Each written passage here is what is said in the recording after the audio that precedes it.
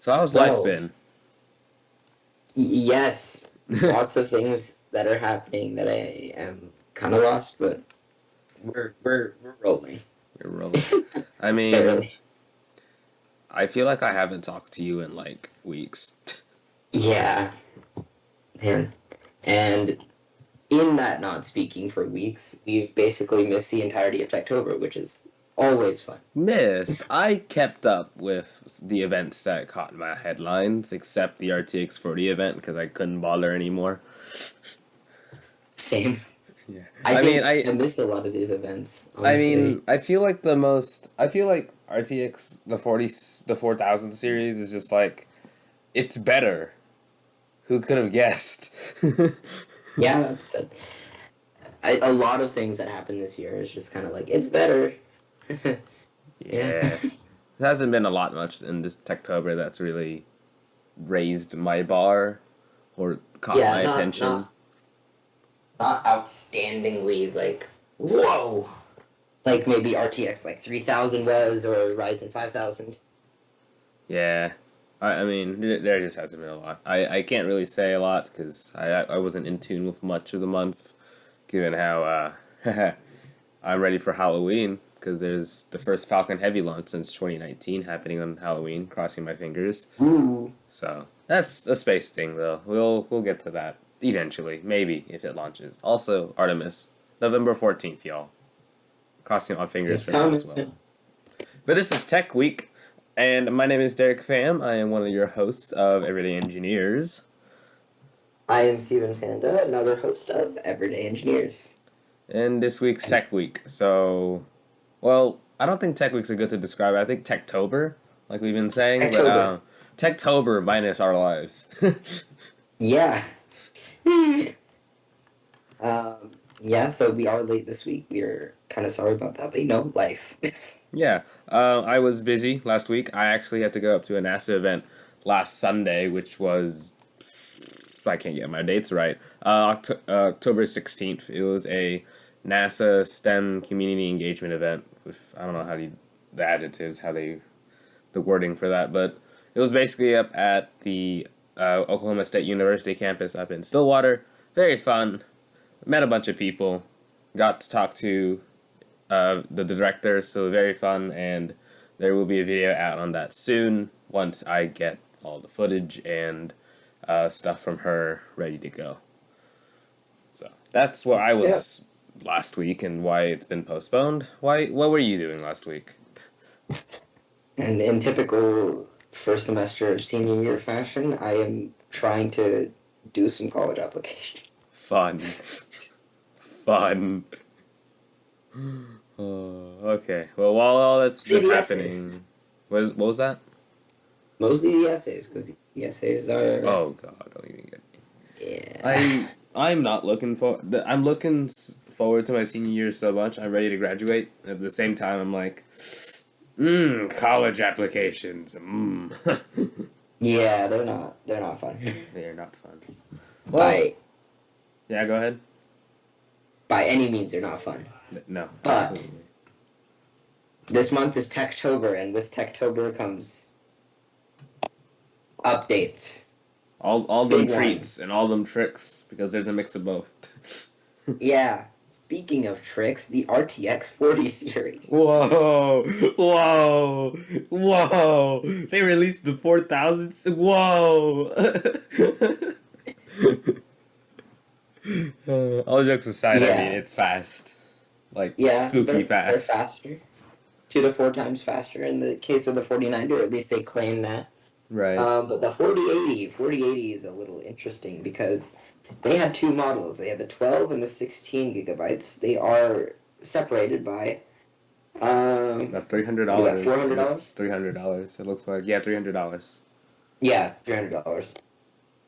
However, the 12 gigabyte model was actually based on the older, I think the older 3080 version, or the 3080 card, just Huh. with like slightly bumped up specs, while the 16 gigabyte version actually had New architecture. updates. Okay. So the difference between the 12 and 16 gigabytes were so big and like so noticeable because like they probably push it out thinking like, oh, no one's not gonna notice. But then when the reviewers came around and were like, this doesn't look right. And they saw this like huge gap between the two cards. That forced Nvidia to unrelease the card. They're pulling an opposite of what they used to do. They were re-releasing old cards, and now they unlaunched a new card. Which, I mean, yeah, It's it makes technically sense. the same thing. Yeah. It's technically they're re-releasing an old card with a new name, and then they're unreleasing it because it was. I mean, what it's a spec. The 12 GB version was spec'd at $900, and then it was unlaunched. So now we only have the 16 GB version left. That's $1,200, and I mean the 4090 is already $1,600. So, I mean, I don't. Yeah, I wouldn't be the person that would say, well, I need a 4090 just because it's like a $400 difference and it would be so much better. But just like at that price point, you're getting dangerously close into like, why don't I just buy a 4090? Yeah, and even then, like the 4080 itself got a $500 price bump, and that means probably most of the lineup also got price bumps. That's just like we're going back to like expensive GPU territory, and it's just like. I feel like, okay, in my personal opinion, the NVIDIA GPUs are great for basically mostly everybody other than heavy rendering and like all the real professionals out there. 70 territory and the 80 territory I feel like is the best for about everybody. Excuse me. Yeah, the 7080 is probably where you'd want to be. Yeah. I mean, I'm just really interested how 3000 series is going to go in pricing right now because 4000's out, meaning 3000 is going to go down, and what's that going to say about 2000? Because now, like, whenever I remember when the 3080 was about to come out, and the 2080 Ti was going on insane price cuts, and then 3080 came out, and everyone was like, I wish I bought a 3080 before I got a 2080 Ti. I mean, what about DLSS? Words escape my mind. DLSS. Oh, that was one too many S's. Yes. Oh no, never mind. That's an SS3. This 3. DLSS3. DLSS has some improvements. That means that you can render at a lower resolution, higher frame rate as a byproduct.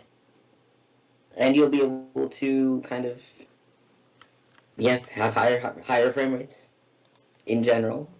Just the usual spec bumps for DLSS and the RTX, the top two tiers of the RTX 40 series. Nice. So basically the 4080 and 4090. Yeah, nothing too crazy. Yeah, I mean, like I said, kind of towards earlier in the beginning of the episode, 4000 series is just like, yeah, it happened. It's faster by a lot. No shocker It sure there. happened.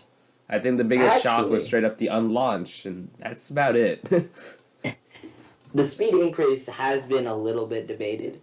Yeah. It's not quite the 2 to 4 times faster that NVIDIA says it is, but it is still faster. It's still a significant increase. But, well, I don't know. NVIDIA, I feel like this, if I really wanted to go, like, balls to the walls and, like, go nuts if I had an unlimited budget, I would have still put a 3000 series card on here just instead of the 4000 series, mainly because, yes, I would have an unlimited budget. It's just that it's a chonker of a boy.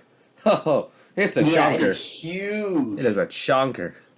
It is huge. It is the 30 series is already like twice the size of a 10 series, and on top of that, you're putting in like it's doubling again. Like, I mean, okay, I mean, it looks really cool. Like, a lot of the designs look really cool. Like, I won't get wrong with you. But, like, that's chonker, and this, like, practically every case out there right now, I swear, like, no matter how big, I feel like there's no case out there with its maximum, like, limit in, like, width to fit a GPU. Like, there's no case out there that will like barely even squeeze that in. I guess the best way to put this is like with like the 10 series, it was possible to get a card with like the height, like the bay that you put it in your card slot. Like Right. it takes up one card slot, right? Right. That was possible. Now it takes up 4. Oh. It takes up the Most of vertical that's space cooling. of 4. I mean, it just it's a testament to how far technology has gone. I mean, it's just, sometimes you just gotta sit back and think, yes, we've kept the same form factor ish for like multiple generations, but the cooler has just basically been extended and made a chunky boy. Yeah. Excuse me. So that kind of brings into question, if you didn't have all that cooling, is the 40 series really that much faster? Yeah, well, that'll be something that's tested out more and more as more of the 4000 series gets rolled out. Yeah. I hope to see someone kind of test that. Like, how much faster is the 40 series if you didn't have all of that cooling change? That's true. LTT, get on it. Yes. I'm definitely sure someone in their lab has thought of that, and if not, what's wrong with you? That'd be so cool. Exactly. Get your lab people on this. I mean, he just broke his budget getting a new building for the team, so. Yeah. Okay. In other GPU news, Intel. we have Intel Arc, the A7 series, which is kind of like, how would we say? Like the 3070. 37. Give me 47. one quick moment. You can keep talking. I gotta go grab something real quick. Right. But yeah, it is the second best card in their lineup, and it's kind of targeting the 3060 kind of space. But the A770 and the A750 both launched on October 12th. That's wow. With Okay. a price tag of $329 and $289 respectively. Interesting. Okay, so wait. How much was the 3060? I have no idea. Let me see 3060 price. I do know Because that it is. that sounds super cheap. Oh, the 3060 is. from Nvidia is about $250. That's not bad then. So Not at all. 329 to 89, that's about 100, around like a $40 to $100 jump. That's not bad. Not bad at all. It's competitive with the 3060 sometimes, and that's kind of the big kind of marker around the Intel Arc series, is that they beat out both Intel and AMD sometimes. Yeah. Like, No, he beat They're out not itself. consistent. That's great. I was trying to process your sentence. It said Intel beat Intel and AMD, and I was like, what? oh, Intel, not Intel, the NVIDIA and AMD. Yes, Intel did beat itself from its own integrated graphics. Yes, I hope so. I definitely hope so. Nothing to shame on Iris Xe. Those are they're really good integrated graphics. They're pretty Not good. enough for me to change. But yes, they're because sometimes competitive. Right. Specifically, their 1440, 1440p kind of leads on the 3060 and somewhere down Nice. here. They tend to have better ray tracing than AMD, Wow. That's occasionally interesting. better than Yeah, NVIDIA but as well. the Nvidia's king of ray tracing. Like I feel like if Intel were to boast saying, "Oh, it was better in some cases," it would be very specific, very minute cases. It would be. I think it's like a couple games or something like that where they have that lead, but it's not super widespread. Yeah. However, it is it is nice to see like this is a new player that is already sometimes beating Nvidia, even though it's very rare. That's Very rare, and it could be some pretty good. discrepancies as well. I mean, Pretty good. 1440p. It's good that it's leading over the 3060 in some areas, because 1440p is really the minimum these days. Is yeah, it is getting cheaper. At 1440p is ever so slowly getting cheaper and cheaper, but if you get an ARC card, an ARC GPU, you really, really should have, what was it? Was it 12th gen or 11th gen that introduced resizable bar? I think it's maybe like ninth or 10th gen. Oh wait, no, it was AMD that introduced it AMD with like started, yes. and then Intel followed. Intel followed. No, I But think. yes. Let me see. Let me search this up. I want to make sure I'm thinking of this. Sorry. When did Intel come out with resize? In the meanwhile, while Derek kind of looks that up, the main thing about resizable bar for the Arc series is that it is basically a necessity to have resizable bar support. Resizable bar works with Intel 10th gen chips and newer. 10th gen, okay.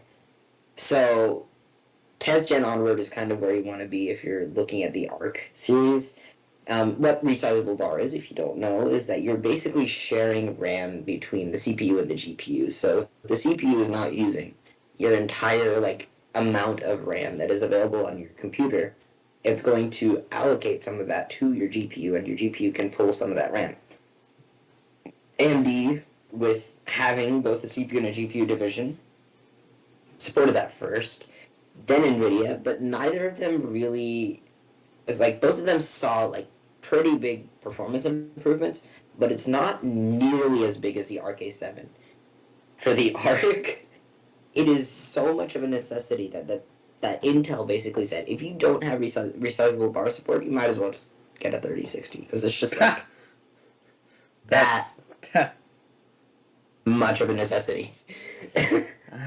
I mean, this is what happened. I mean, I won't do spoilers over into another section, but like it's kind of like what Marquez said. Kind of with Arc right now, you're seeing a lot of first gen gripes. He didn't say that about Arc specifically, but I can see a lot of first gen gripes through Intel right now, and it's good. It's a great first step for Intel. And like I said, myself, I really wanted Arc to be successful as much as I really, really wanted to, because that was, in my mind, the real like Windows competitor to Apple Silicon. And it's first gen, so yes, I'm disappointed, but no, I'm not, because I know there's going to be more things down the line. It's just right now it's a little crazy. It's great with a lot of AI and stuff right now, but those drivers I've been hearing about from some of those TechLit videos are They're a little stinky. They are. But, they're also, not only are they good at AI, they're good at AV1 encoding and decoding. So that's like video production stuff. It's kind of like I wouldn't say the like successor to H.264, but it's like an alternative that's usually better, and a lot of people seem to like it. But in general, it's just kind of iffy. It's kind of iffy. But Arc is just a mixed bag of cards. It's great, and then it's like, It's a mixed bag, but I really want to see some people like take the risk with this first generation, because I want to see Arc survive. Absolutely. I want first generation. I want Arc not necessarily to. I want Arc to improve in all areas, but I want Arc to specifically do better in laptops, because, like I said, I feel like that's the only Windows competitor to the M1, M2, however far Apple's going to go with this. So if they're able to nail it, I'm sticking, but I don't know. Unless I really, really want to pain myself with the Apple ecosystem, there are still chances every day I could switch over. So. Yeah. Speaking of silicon, Intel 13th gen, Oh my gosh. Also, no big shocker. It's better and also a strong, very similar to how 12th gen came out. It was a very strong competitor to AMD. Yes. Um, just kind of okay. So chronologically, 13th gen came out after Ryzen 7000. Right. But if we're gonna look at Ryzen 7000 after this, just kind of as a overview. But 13th gen actually performs better than Ryzen 7000 in almost every case. Yeah.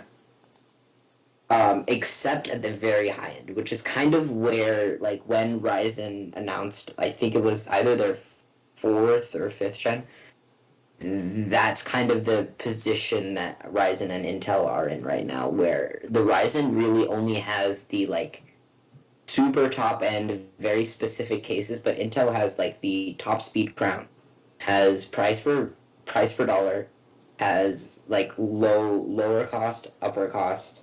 It's just like Yeah. edging out wins and everything, but it's only just edging out. Yeah. It's not a decisive win. It is a small It's win. very mixed bag. Like, regardless if you're team red or team blue, I mean, you're on the winning side regardless, and not by much, on both sides. Not by much at all. 13th gen takes a very interesting approach compared to Ryzen 7000. It supports DDR5 up to 5600 megahertz, right? Yes, up to 5600, so that is a bump from 12th gen. Great. But the thing about 13th gen is it's backwards compatible with DDR4, which is everything right now because people buying DDR5 are insane, and I don't know how much money they have in their bank, but they have a lot of it. They But have Ryzen quite a bit. 7000 isn't backwards compatible, and for Right. DDR4, and it's a good way to push change. But I feel like DDR5 needs at least another year or two to fully settle into the market before it's really that user reachable. Yeah, it is way too expensive at this point, and it actually doesn't really show that much of a No, not performance at all. increase at this time. Right. It is. In the future there could be software and applications could be modified to fully take advantage of DDR5's true potential, like Apple. But yeah, Yeah, at this point in time, nobody's really taking full potential of it, and the Apple. speeds that they that they support aren't really quite enough to, like, differentiate it from DDR4 at this time. Right. But So where regardless, 13th Intel, gen is still it's a hot boy, pretty hot boy. it is a hot boy, as per usual with Intel. But on the Ryzen side of things, Ryzen's kind of looking a lot more like Intel right now because they switched to an LGA socket, which basically means the pins are on the motherboard instead of the CPU, and they're also hot boys. I honestly, I like from a building stand. Like if you're building a PC, having an LGA socket to me makes more sense because CPU packaging is like horrendous in some cases sometimes. So you're banking on the fact that your pins on the CPU ain't gonna go crazy. Right. But on the LGA socket with the pins on the motherboard, there's a better chance for you just to make it safer, if you kind of understand what I'm saying. But that's just a Yeah. personal thing. Like I understand Intel and AMD definitely do not lack in their CPU packaging, but from a second-hand market usage standpoint, it's worth taking into consideration. Yes. As we've said before, no DDR4 support, which is kind of getting them in some places because DDR support's going to be interesting in terms of being able to take advantage of that, being able to build a PC, finding parts. But on the other hand, Ryzen 7000 is built on the Zen 4 architecture, which is a completely new architecture, which is based on TSMC's 5 nanometer process, which is tiny. Like, improvement. But actual performance improvements, according to LTT Labs, is kind of marginal, not that big. Yeah. But it's really Huge. productivity focused, which people like me Is absolutely love. yes. Productivity actually sees a decisive improvement over last generation. Gaming, not so much, Yeah. but it is, yeah. Not Still saying that at, gaming isn't bad. It's still way higher than average. Way higher as Ryzen has been since 3000, Ryzen 3000. But yeah, I think a big step. I think not really in terms of the performance for gaming this year has really been integrated graphics because now every Ryzen 7000 CPU has integrated graphics. yes. I don't know why they didn't do this before Intel because, they have a graphics division. But, Then for a long um, time, their integrated graphics were much better than Nvidia's for quite a while. yeah, but now not so much. They've been Now, kind of cheap. integrated graphics that is right now is just at a weird standpoint for me because it's like it's good, but like not compared to like obviously the king of the hill is M1 and M2, but you know when you look down the hill, it's not like oh it's ascending the hill. Iris Xe and Radeon graphics integrated graphics are a little like somewhere between like the start and the halfway point. Mm. Yeah, it's just kind of. It's I know, but Um, Ryzen is always the funny one that goes with liquid nitrogen yes. and 7-zip benchmarks. Yeah. But yes, the benchmarks that have come out after the 7000 show the Ryzen 9 7950 breaking records in Cinebench R23, R20, and R25, and 7-zip.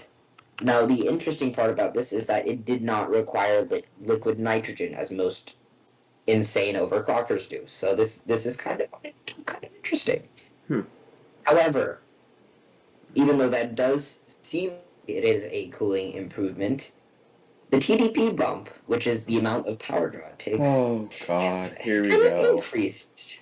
It's kind of increased, and Uh, it's drinking power. yeah, if It's you thought 4090 and the 4000 series was gonna break your wall, yes, break your wallet and also your outlet, you are right, and so does Ryzen 7000. yes. So you got some hot chips as a result of this, and cooling has now become very important on both sides of the CPU wars.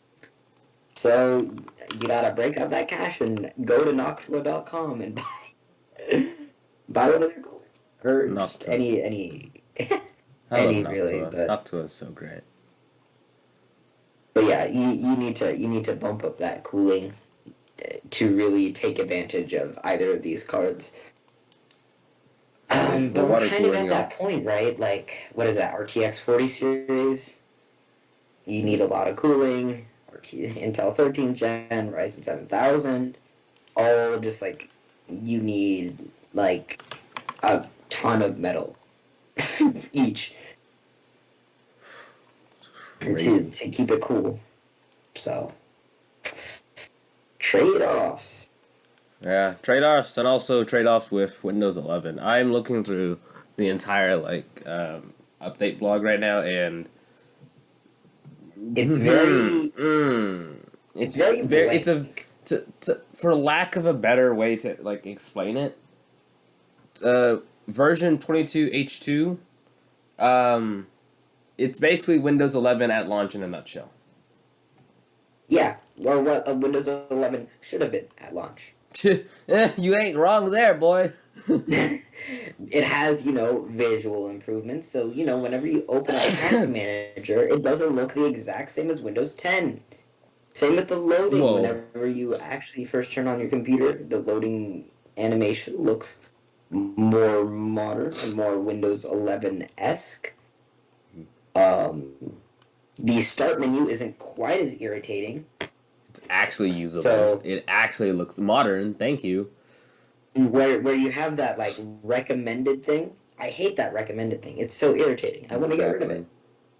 You can make it smaller. You can't really get rid of it, but you can make it smaller, which is a step in the right direction, but not to be because I don't want to see the recommended. Yep. And I the just UI looks actually modern as well. No more Windows 10 clunky, no rounded corners, sharp rectangles, whatever, parallelograms. You now actually have something that's like Apple's taskbar from the top, but like at the bottom in terms of like the indicators. yes, and you also have, as I'm messing with on my computer right now, Oh, God, you already these installed it? yes, Scared.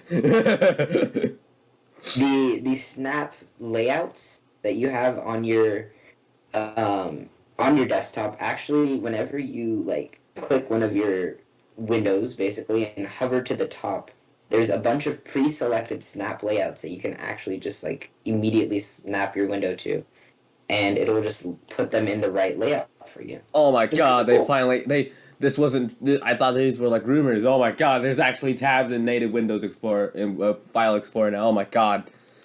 Oh. Oh. Oh. Oh. Oh. Is there? Oh, that's what it says. Oh. Why do I not see it? I wanna do it. Oh, that's what it says on here. I Oh, hope so. wait. You have to the type support multiple instances of the app. Blah, blah, I blah. probably have to like enable it or something in some like obscure folder. Ah, you ain't wrong. But I mean, thank you. Even though this should have been at launch, like I said, because tabs on if you're when you're a content creator, basically you want File Explorer open and you want to have all your files, but having like 5 different File Explorer windows is really annoying. So Yeah. thank you, Microsoft, for doing something that a off-market creator did, and I used for a lot of my time. Power toys. That's basically all the power toys. Yup. Task Manager actually looks like the Windows setting apps now, which kind of disappoints me. I kind of like the old one. Yeah, look at that. Wait, let me do some screen sharing. Screen one, go live. All right, Look let's at see. this boy. Oh. What boy? I see your own Discord screen. Wrong screen. Oopsies. At least he isn't breaking my eyes. Also, you want okay? Also, very unpopular opinion. Um, Windows 11, the taskbar icon should be centered in the middle because it looks better that way. What, this? Yes, personally. See, here's the thing.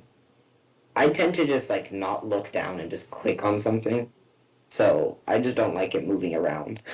I mean, I've gotten used to it at this point. Most of my Yeah. taskbar is static a lot of the time, so like, yeah. And also, I'm one of those people that are heavily an alt. I'm an alt tab person, so like, it's just you know. And to me, okay, the old Windows logo looked a lot better on the left because it looked ugly. Like the Windows 10 logo looked ugly, but now it looks clean and minimal. So I mean, it looks fine wherever, but if you put it on the left, it makes it to me it makes it seem like it's just there, you know? Yeah. Also, I like don't really daily drive either, or I just like flip between them so often that it's just gonna like I'm gonna get lost. That's fair. Well, that's Windows. It's Windows 11. Yeah, yeah. I mean, that's all we can really just sum up this update. It's just yeah. But Yeah, stuff Stadia, happens. or technically Stadia and Logitech, because there's been news from Logitech as well for this. Stadia is basically shut down, or in the process of shutting down. January 18th, 2023 is the final nail in the coffin for Stadia. Boom. Thank God. Well, I mean, Stadia technology wise is Stadia was a actually really good. great It's step. it it's probably still is the best in terms of game streaming, like technology wise, but they couldn't advertise it in the usual Google fashion. So. Um, but yes, they will refund everyone who has bought Stadia and any Stadia only games or games that are specific to Stadia. Those will be refunded, and what's really awful about this is that the devs who are actively working on Stadia and devs who are like actively making like Stadia only games, so Stadia exclusives, Right. learned about this at the same time that we did. Dang. I mean, at the end of the day, I feel bad for all the engineers and software developers the most. Because, I mean, nurturing it from when it was just a concept to being a really good product to poor execution, I mean, I feel bad for them at the end of the day. I mean, And at the end of the day, it's also Google's, like we said, it was Google's fault for not advertising it well, and of course, adding Stadia onto their long list of let's do this for a really long time and then cut it out. Google Plus. yes. Oh, there's a whole site about that now. Things Google killed. I forgot what it is. Killed by Google Graveyard. Oh my gosh. Oh, I remember YouTube originals. Look at how big this is. It's still going. Oh, I need to search this up. Google Graveyard. Google Video Player. Oh god, I remember that. Google Page Creator. Oh my god, Google Currents? Page. I thought that was gone. Google Hotspot, Google Sets, Google Directory, Google Dictionary, Google Hangouts. Labs, Oh, I forgot. YouTube Go. Oh. Capture. Google Capture. Toolbar. I barely remember that. Fitbit.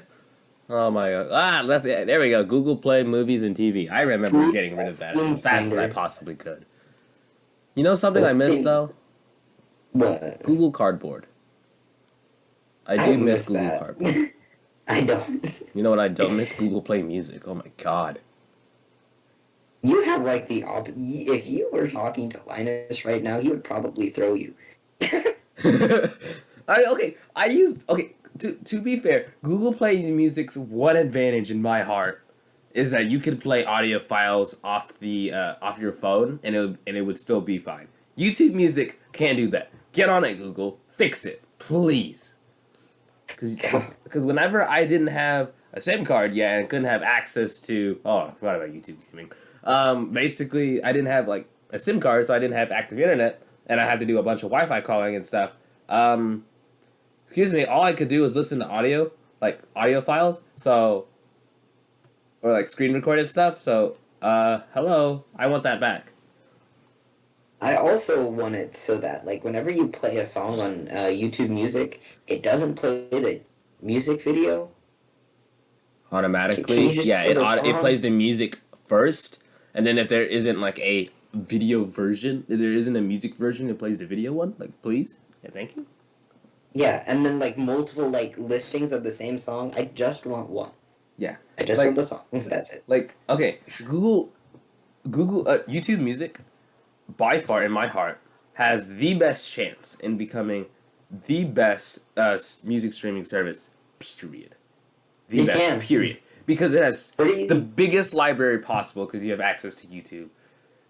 And like, it's just, you need to fine tune some of the little nicky-picky details, like we were just talking about the audio, like playing audio files off your phone, and audio quality as well. Yeah, but I mean, inbox by Gmail. Inbox by that. Google URL shortener. The days. Google URL shortener. I miss that so much. YouTube version Nintendo 3DS. Hey, I'm gonna be honest, I use that. I did too. It's fun. Anyways, speaking of Google and YouTube, 4K, let's pay for it. It's subscription now. Or maybe. Oh, yes. No. So. Shut up, phone. Oh my god, my phone's going crazy because I say Google. At this point in time, 4K, watching 4K content on YouTube is free. You don't have to pay for it. Yeah. However, Yeah. now, soon, you're gonna have YouTube Premium to watch 4K content on the YouTube. Fun. Now, some have said that it's so that they can stay profitable because that's a lot of content, a lot of 4K content, a lot of data centers, a lot of space you need for that. Right. Thousands of hours of content uploaded every second, and with your iPhone and your Samsungs and all of these phones in the world being able to record 4K content, probably also HDR, and a lot of this content is being uploaded at 4K, you're gonna have some issues. 4K 30, y'all. Unlike a lot of my friends in career tech, they think 4K 60 is the best. 4K 30 on phones is really good. Moving on. I don't even know what this is talking about. Oh yeah, Chrome, the manifesting where it breaks ad blockers. I myself am a avid ad block user, except for the YouTube content creators that do deserve ads. I promise. I do Yes. have ad restrictions on Have certain people. I whitelisted a good number of channels. But everywhere else where it's a nuisance, Microsoft, fix your what is it, Outlook homepage, because what the heck? Why do you have ads on your homepage? Fix that, please. That's really the places that ad block really hits in my life. Now, you use Chrome. Well, I use Come Edge. January. Come January. Said ad blockers will stop working. I mean, I might switch to Firefox because of that. I've been, I mean, but just for everyone else, I've been holding out against Firefox mainly because I heavily use tab groups, and Firefox, I tried it for a day, and my workflow tanked so bad I just gave up halfway through the day, and I was like, nope, let's just go back. So I am a avid Edge user mainly because I don't do Chrome anymore, other than for school purposes. So Yeah. I should be a Safari user. There's the we have Chrome. some, There's the Chrome Edge user, which are like the normal people. The Firefox users, which is like, the Firefox users, and then there's Safari users. Yeah, you either have Firefox or Safari. They're the only two that won't be severely affected by this update. Okay, so actually, let's do some background on what this update is and how does it break stuff happening. So this manifest, which is manifest v3, is kind of not really. It's the API, so it's kind of what a lot of these, I'm blanking. A lot of these Chrome extensions are based on, and not only Chrome extensions, but because so many browsers on the Chrome platform or the Chromium platform, Edge being a great example, that means that if you want to be able to use extensions or have any sort of like developers looking and being like, yes, I want to create extension for your platform, you have to support Manifest so that they don't have to rewrite their entire code for your own browser. So that means Firefox 2 uses Manifest v3. It's just that they found a workaround, which we'll get to later. So that means that this Manifest update will be hitting not only Chrome, but anything based on Chromium, Opera, Edge, etc., etc., etc. Keep on blah, blah, blah, blah, blah. Now, this update will break like smart. I guess you could, smart ad blockers. So the biggest example would be uBlock Origin. Mm-hmm. Because the uBlock Origin uses an API called Web Request, and Web Request is what Manifest v3 is going to be phasing out. Now, what web request does is it allows the extension to look at, examine, and modify each request that you make. So every time you go to a site, you make a request to say, okay, can you connect me to this site? And then you'll do some internet routing. So you'll go to your like home router. Your home router says, I want to look for this thing, and then like some nearby like, you know, the internet stuff happens. I don't really want to go into the whole thing, but Right. like, internet stuff happens. And so it's called a web request because you're asking for, hey, can you find this site for me from the internet? And it allows the extension to look at, okay, you're asking for this site. How about instead of that, I'm going to send you a router request for this different thing, this different site. So Google looked at that and said, you know what, that does not seem very safe. And they're perfectly fine in thinking that it's not perfectly safe because if your extension is malicious, then this web request API could be used for pretty bad things. However, it's also used to essentially block out malicious requests as well. Right.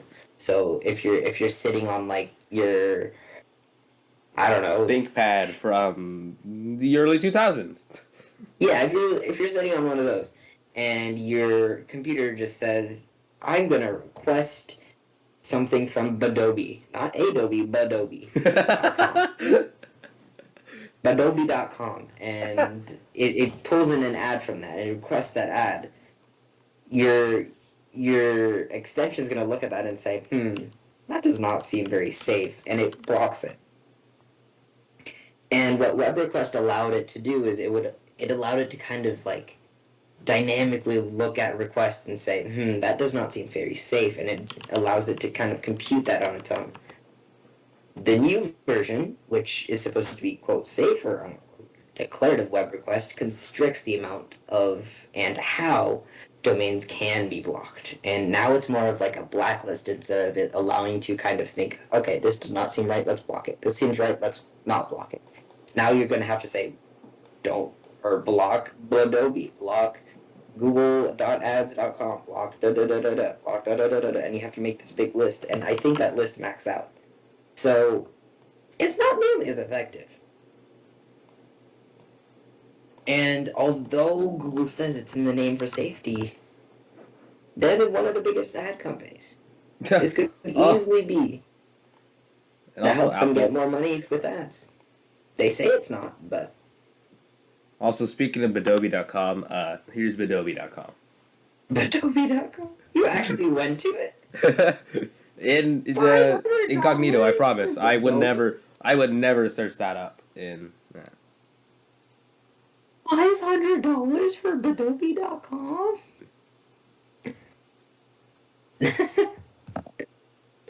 That's why? Okay, but yeah. Looking good. Not looking good for Google because that's. But oh my gosh. The best news of Techtober, I swear. Oh my gosh. USB-C iPhones. The EU has passed the vote. USB-C is now standard, except it's not done yet, but it's basically done. It's halfway done, basically. Yes. Yes. We're 2/3 the way through. We are 2/3 the way through, boys. Boys and girls, we are 2/3 the way through the process. And it's looking pretty good. And then that's not taking into account how terrible USB-C standards are. And also how confusing it is. And given that it's 2/3 of the way through, and right now is when Apple's going to start looking at their phones for next year. Yes. I don't think they're going to take the chance and make it Lightning. I think this puts them in a position where they have to make it USB-C. Yes, absolutely.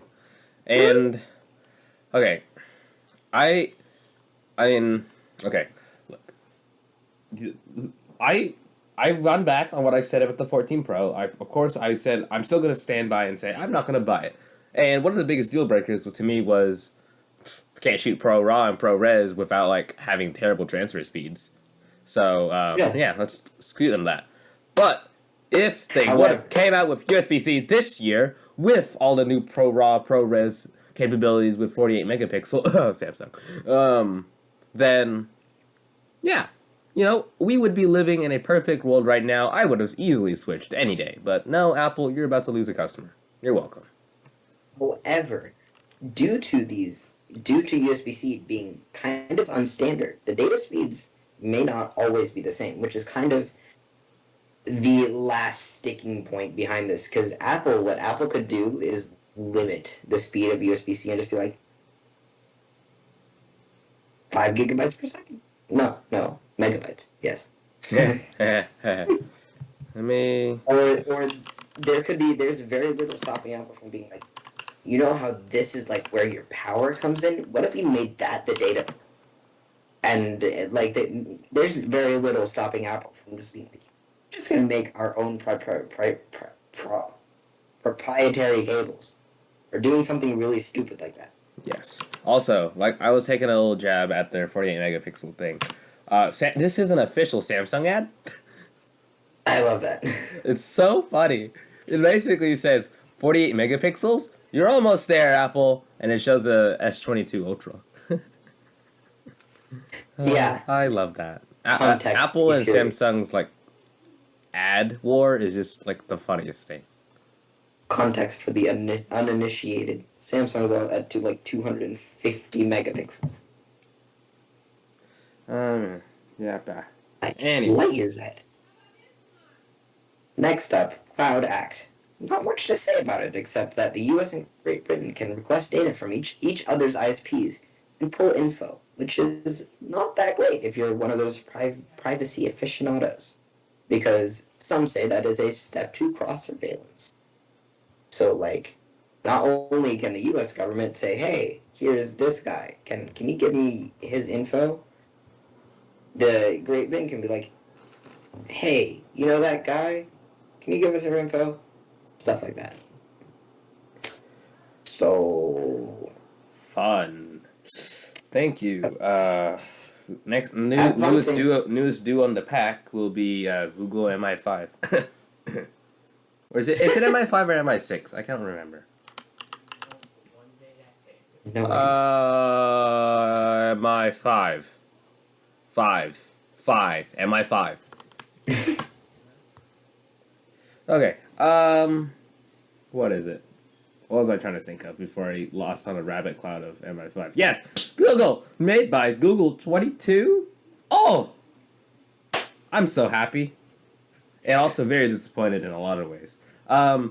You put on here Pixel 6a. Pixel 6a came out a while ago. Oops. So, oopsies. But yeah, for anyone that didn't know Pixel 6a when it came out, it is basically just Pixel 6.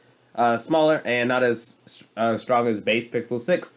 Cheaper, but it's still very solid in terms of a phone. So, what really, really, really made me happy this year was Pixel 7 and Pixel 7 Pro.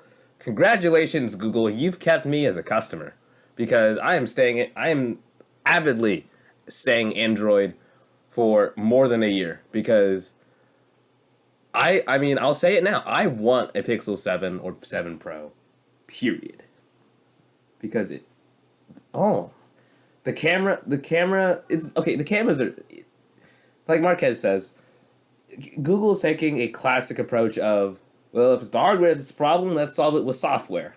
So thank you, Google, but unlike Apple, sometimes they've absolutely nailed this year's software.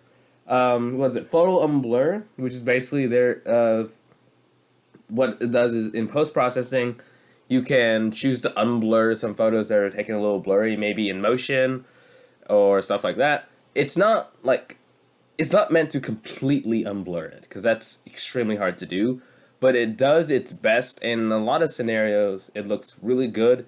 And even in older photos as well, you're able to use photo unblur.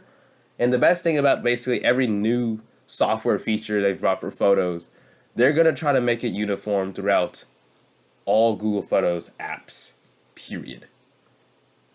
Yeah, and I remember reading about this. It's just so cool that they just you take in a super zoomed in picture and it looks like absolute trash.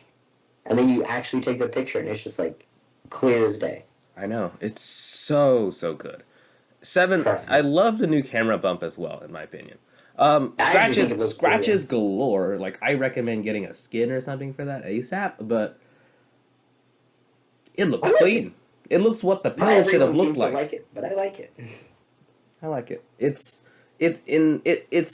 what the pill Apple tried to implement. Dynamic Island correctly. Dynamic Island. Yeah, I hate it so much. Just Stupid. on my grave, I should put in like I should like write some very small binary Dynamic Island. Yeah. And then you see people who are like, "Oh, I got this fun app for my dynamic island." It's so irritating. It is like Like, really? Is it really that much of a feature? Like, really? it really isn't. Like it's just Apple's way of being like, haha, we're late to the game. Let's try to do the Apple way and make it look better with software. Yeah, Google's been doing that for a long time, and and Google does it much better. Apple, take notes, please, and thank you. RCS, especially, thank you. Thank you. Anyways, moving on to the sort of disappointment of the event, Pixel Watch, the thing we've been waiting so long for, and for a first generation watch. It's a first generation watch. I mean, I don't know what else to say about that. It's a first generation smartwatch from Google, and it's Yeah, it's just like Bezel, it's something. the bezels are on that thing horrendous. You don't understand. Oh. But I mean, it's a first gen smartwatch. Google has time to improve. I'm disappointed. We've been waiting this long, and we got this. But at the same time, you have to expect that from a first gen anything. So, Fair. we'll Looking wait. at you, Intel. We'll wait. We'll wait with Pixel Watch and see how it goes. But for right now, my recommendation and my personal preference: please do not buy one. For the love of God, please do not buy a Pixel Watch. But the problem with that is that just is assigned to Google to do what they do best and drop the product. No, don't. You don't understand how hyped people were for this thing. Like, the outpouring of this love and excitement for Pixel Watch is so high. Like, whenever, like, people that are telling you, oh, it's bad, they're trying to tell you it's bad, but hey, we understand it's the first smartwatch y'all have ever made. Now, just improve on next time, and then we'll really judge it. Yeah, this definitely has a lot of space to get better, and it's looking really promising. Yeah. Pixel Buds Pro, next part. Pixel Buds Pro. I like it. $200. This year's colors actually look really good, and yeah, Pixel Buds Pro. Noise cancellation. Pretty. I mean, maybe it's not obviously as best of an alternative to the AirPods, especially the AirPods Pro 2nd gen, but still a good competitor. If you really want to stick in with Google and you don't trust any other manufacturer, then you're still in a solid place to go. Personally, what I've been hearing is that probably the only real competitor to the new AirPods is the 2nd gen Quiet Comfort earbuds from Bose. Which kind of makes sense. It's Bose.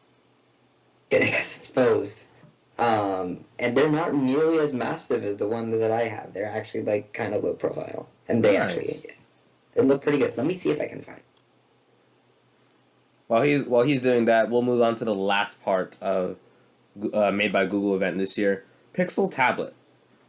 It's planned for release sometime in 2023, and if you really look at it, it's a real Nest Hub-y design. Basically, take a Nest Hub tablet, take it off, and that's the Pixel tablet. Looks cool. I like the idea. It's an interesting step for Google to take it and having functionality where you can put it on a dock and use it like a Nest Hub, basically. But it's an interesting concept. I want to see how it goes, and obviously how the specs and everything goes, but yeah, Pixel tablet all around good, pretty good announcement. Oh wow, those look good. They don't actually look like that. Those are definitely chunky, but like those look good. Yeah, fairly decent. Nice. All right. Anyways, we just finished up Google. I don't know what rabbit hole we're about to go down next. Let's see. Netflix. Ha ha ha Actually, ha ha. that's yeah. This is essentially a big round of disappointments. Okay, I'm gonna be honest. Like, I feel like every week we've had some sort of mention of Netflix, and one, that's good because they're in the news. Two, for the wrong reasons. Very much. See, Netflix, in terms of other streaming services, Yeah. kind of been on the decline right now. There's just so many that it's just They were so desperate almost. that they were so desperate for customers that they told everybody, remember Netflix gaming, which no one ever did. Yeah, like, dude, they've lost all of their Disney movies, and that's like so much of it. And then they're losing like Paramount all left. It's just like there's so many streaming services now that I'm kind of like, are we just going back to like cable boxes where you just have all of these channels and someone's gonna come around and be like, oh, here's this pack of streaming services. Oh, it's for $30 a month. Woohoo! And here's I all don't these want to go tiers back and to that. packages. Like, we've taken And like we said earlier, Techtober has really been a real mixed bag of emotions because, like, yes, made by Google 22 and what was it the EU passing the what is it, the USB-C thing, and this month has really been a great step forward in so many areas. A real yeah, that's expected from Nvidia, Intel, AMD, and everybody else. And then there's stuff like Netflix where you're just like, fun. yeah, but I mean, yeah, we're just That's gonna have ads on Netflix as a tier, and that's great. well, moving on Um, to Microsoft. If Speaking they're of if disappointments, my yeah, if Microsoft can do one thing right, it's every time they announce a new Surface product, I look at it, I'm like, is this the day I switch? And I'm like, nah, it looks just as bad as I remember it. Not yeah, saying that the so Surface products are bad, just saying that they are very lackluster. yeah, they're not special. But yeah, the Surface Pro X is gone, so that's essentially their ARM model. The Pro 9 got updated with the 12th gen, and they also have the Microsoft SQ3 processor as an option, which is essentially the ARM chip, which is essentially just the Pro X, but in more steps. Or actually less steps. It's not a completely different SKU and not a completely different style laptop or whatever. But this is ARM on Windows. Don't buy it. Just Yeah. don't. Unless you're putting Linux on The this Microsoft yeah, Surface. that's true. No. Feel like the only thing really you should take away from this event is new colors. They look Yeah. sick. They look real sick. They But look other really than good. that, it's pretty much the same thing as last year, other than like maybe a few design tweaks, very few minor design tweaks, and new chips. And that's about it. Thank you, Microsoft, yet again, for a very interesting, definitely interesting, but still very lackluster event. So, thank Going you. from the disappointing to the downright irritating. USB. USB branding. Stop. I want to stop you there. Like, can we just not? Dude, I watched a video the other day about this. It was. What is this? USB went from like USB 1 to USB 2, USB 3, USB 4 to like they had USB 1 and then USB 2 and then they went USB 2.1 and then they renamed USB 2.1 to like USB 2 Gen 2, and then they just had this whole thing where it's just there. Okay, yeah. And then they Like- have to do the thing where they have to mark where the super speed is the one with the actual like fast transfer speeds, and the one that isn't super speed is actually It's just bad. a whole just- mess. And then you have of, Thunderbolt and that whole mess. And it's just, Terms that make no sense whatsoever. Like, I don't even understand how it makes any sense. I would, honestly, if I walked into a class one day and someone stared at me and said, "Oh, you have a USB blah blah blah blah blah port on your laptop," I would just stare at them. I'm like, "You're probably right. I'm not going to talk about that. Goodbye." Just so annoying. And yeah, like the newest USB version was like USB 4 version 2 instead of like 4.1 or something like that. It makes no sense at all. Wi-Fi, They don't have, Wi-Fi, and USB is really taking notes from each other. But now, to the public, USB has issued a directive to basically say, you label your USB cables based on the speed that they can support. Fun, which now you have to deal with again another rabbit hole. Some cables only transmit data. Some cables only transmit power. Some can do both. Some can do data, but they really are slow. So now you have to get a different cable that's faster. Like I said, this rabbit hole extends so far deep. I don't understand how it doesn't go through the core and out the other side. Yeah. It's just like it's pretty bad, but at least this is a step in a direction of sanity. Ish. Ish. Because they also tried I'm pretty sure they tried saying version or something at some point, and then they moved to the point system, and now we're on version. So who knows? Maybe USB 4 version 2 will be USB 4.1.1. I don't know. Version 1. Let's just restart. USB 4 is now USB 1. Oh yeah, they would totally do that. USB 4 is now version USB 1, and then we have version 0.1. Version. It just like really. Ladies and gentlemen, it's 2022, which means we have to update ourselves to 2022. Given this, the company has decided we are now changing all USB 3 to USB 1 and USB 4 to USB 2 as we move forward in our technological advances. All the other USBs, you ask? No. Outdated. Early 2000s. The answer is no. No. In other USB news, Intel's Thunderbolt 5 still uses USB-C and will now hit up to 120 gigabytes a second. Blazing. Actually, not up to. I think it surpasses 120 because last gen barely hit 120. I think this one just 120. Whoosh. Yeah, that's Thunderbolt. And also the whole rabbit hole of compatibility because that's fun. Yeah, me preferring Ryzen but can't use Thunderbolt. It's just you can't get everything in this world. I'm a Team Red fan all the way. They don't got Thunderbolt. They don't have Thunderbolt.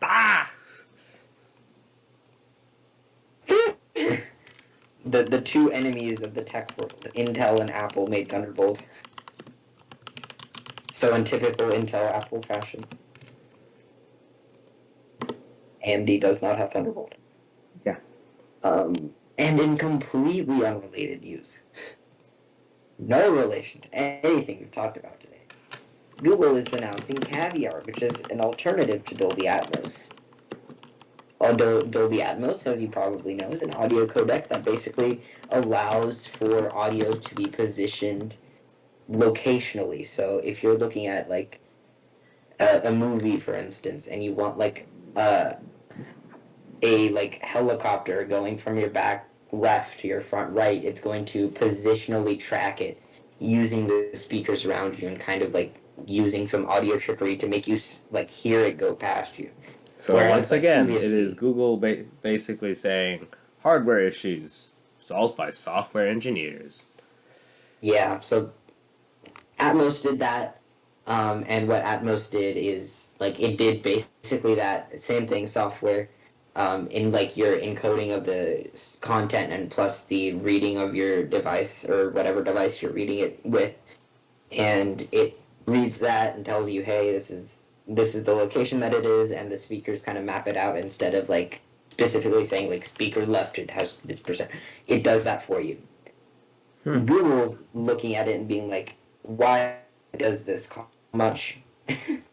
So that's what Google is aiming to do, is make a royalty-free version of Atmos where you don't have to pay that same huge fee to Dolby. And that also makes Dolby not quite the same, monopoly that they were before.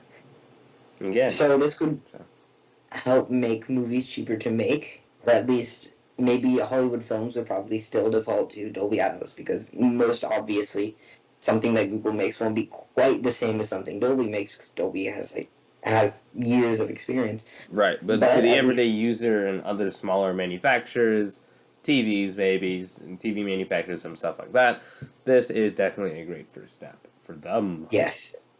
And like even for recording studios. Oh, Who- absolutely.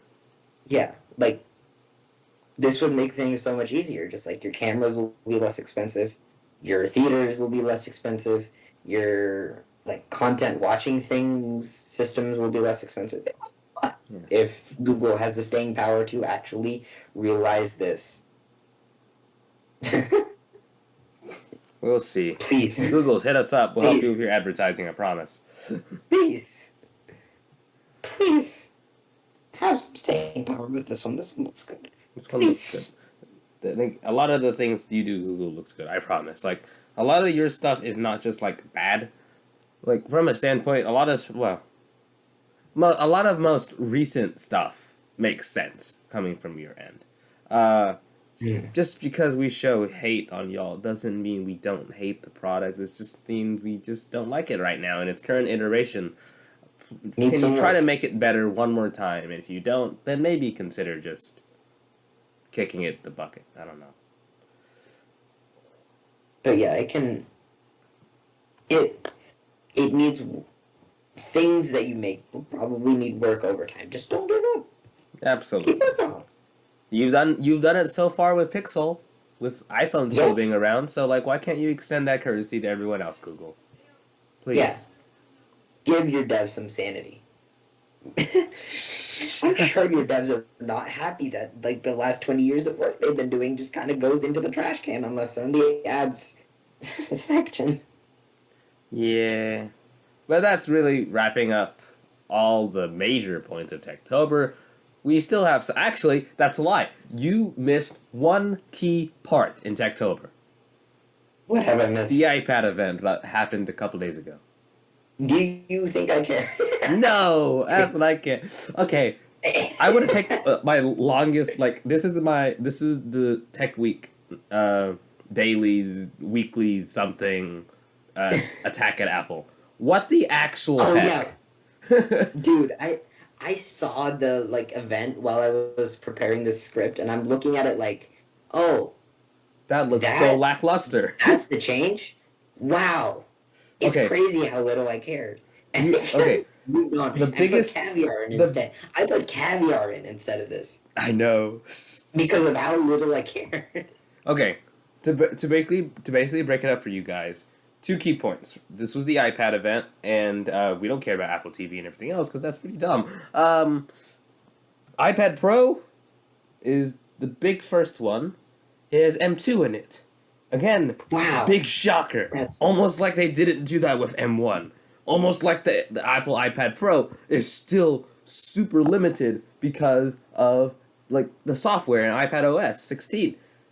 Fix that, Apple. Like the most I'm so exciting thing, excited. the most Yeah, exciting thing little I I saw can at the realize. iPad Pro launch was that DaVinci Resolve is now going to be on iPad. Congratulations, that's the most exciting thing I heard.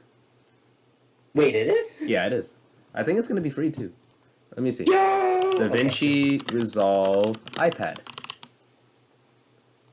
announces it will be ready in Q4 of 2022 with a free download and upgrade to Resolve Studio for as an in-app purchase. So, thank you, Resolve. Okay. Thank you, Blackmagic, for being a pioneer in software editing. Thank you so much. Yeah. Although it looks like there does not seem to be a Fusion tab, which is giving me a little bit of sadness. But you know what? I mean, it's an iPad. Yeah, it It's is an an iPad, iPad. but it's an iPad with M2. It's just a better. It's better than iMovie. That's the very least. It's better Yes. than iMovie. But the real killer for me in this event, iPad 10. For everyone else, that's basically the base model iPad in its 10th generation configuration. Take an iPad Air and basically make it cheaper, but better than an iPad Mini in terms of screen real estate, and you get the iPad 10. Wow. USB-C. Oh, that felt really good listening to that whenever I heard it for the first time. Design, bezels are great. You know, everything's coming down to a much cleaner design now. And then it said Apple Pencil. I'm like, oh, second gen support. No, it's lying. You have to use first gen Apple Pencil still. And because it has the weird lightning connector that charges from the iPad, you know what you have to buy with that? A USB-C to lightning adapter for the darn pencil. Like Why? as if a long stick hanging out your iPad wasn't bad enough. Now that long stick just got like increased in length, basically. My gosh. So Apple, what the heck? Like, I'm gonna be honest with you. If Apple could have made this better, I would have considered buying the iPad 10 by far if it would have had Apple's second gen iPad. Yeah, that's the reasons why we didn't think about including it. So, there you go, guys. We diss on Apple a lot for reasons. Mind you, this update to the iPad is the first one with small bezels. The one before this looked the same as the one from 2016. Yeah. So, what is this? You had all the time to put USB-C in here. You had all the time in the world. And then, of course, they made iPad Pro with Thunderbolt, because that makes sense. You know, someone was like, someone like on a Reddit forum or whatever, like was thinking of that Apple was gonna put a Thunderbolt port instead of USB-C because they're Apple for iPhone 15. Like, here's the thing: I wouldn't even be surprised if that was true. It's just so like, really? Apple honestly has been lacking a lot in iPhones for a long time. Like iPhone 13 was really the first signs of it going down, and the 14 and 14 Plus sales are really already at a low because people are buying into the dynamic island. Oh, the dynamic. It looks terrible under sunlight. Oh my god, you don't understand. No offense to people who immediately go and buy the iPhone as soon as it comes out. But like, why? Why? Please, like, could you Why? not sensibly understand that you're throwing $1,000 at a phone every year? It's the same phone. Every single year. Like It's in a new- maybe you could say the biggest leap was from iPhone X and what is it, 11. But like 9 to 11 was like minuscule. Like, maybe it's just if your phone can turn on, do like your basic stuff at a reasonable speed, you don't need a new one. You don't. you don't. You Like, just don't. you know what I like? Do you know a phone that I really just want Apple to refresh? What? The SE, except it has like the XR body. Yeah, that would be nice. Like, please, like, okay, because like I said, I won't be switching to an iPhone. I probably will say period for the next at least 5 years, because Pixel 7 and 7 Pro have proven to me that software goes a long way, and just because your hardware is bad doesn't mean you have to bump it up. So, just solve it with software effectively, take notes, Apple, effectively, and you get a good phone. So, the only thing that's holding me back from getting a 7 Pro right now is just mainly money, and also I have to wait for DJI to come out with some app compatibility before I fully switch over that for my thing. But, Apple, if you do come out with an iPhone SE at around $429 or less, that basically using an XR body, I will consider buying it. Buying it as like a secondary I'm getting phone. more close than ever to just switching away from the ecosystem. Do it. Just absolutely, I do it. We need to have like a reveal party at one of the officers' meeting instead of like a gender reveal party or something. It would be reveal. Siven is fully switching off the Apple ecosystem. Well, that kind of goes against my philosophy of I'm not gonna switch or change my phone until it's on its last legs or like it stops getting software updates. I'm gonna break into your house and and install a virus on your phone. once it stops getting updates, which I think is the first thing that's gonna happen to it, I'm switching. Yeah. I mean, to Apple's credit, they do really good on keeping phones updated. They have credit where it's due. Sometimes, I feel like every update that's come out for a while has been battery reducing for a lot. Especially the always on display Apple. Like the animation's smooth, but like that's a pretty lackluster always on display. And it kills battery. Yeah, I've seen the always on display. It's just kind of there. Yeah. And also it's just drains battery significantly more than people anticipated. Okay, your battery life won't be completely shot by always on display. It'll just be a noticeable thing from a day-to-day basis. Yeah, it's just like really... Techtober really been a mixed bag this week. Well, this month. But at least we did not have a Scrubtober because... Yes. That was... This is the trail mix month. We had some M&Ms in there and we also had some questionable... What's your favorite, like, what's your favorite, like, nut? Not like, but like your favorite, like, almond, walnuts, like, what's your favorite nut? Pecans. Yeah, I would say, what is it? Actually, no. I would say cashews. Scratch that, cashews. Cashews, almonds, or pecans. I can't choose between the three. I'm gonna say, cashews and pecans are together. Roasted peanuts are really good in between. There's a specific kind of peanut I like that's roasted, really good. Honey roasted. Those are good. Oh, those are great. Love how we went talking about tech to peanuts. Hey. Fun though, hey. Best part. Well, that pretty much wraps up everything for Tech Week, or Techtober, however you want to call this week, or month. Whatever it was.